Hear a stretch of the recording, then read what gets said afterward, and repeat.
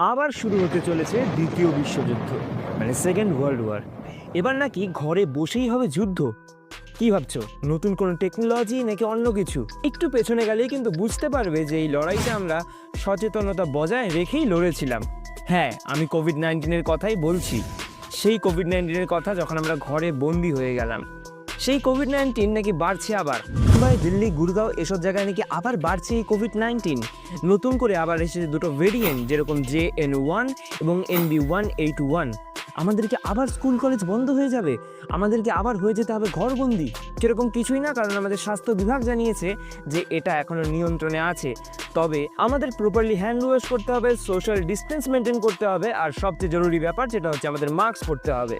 কিন্তু আতঙ্ক করবেন না, আবার অন্ধকারেও থাকবেন না।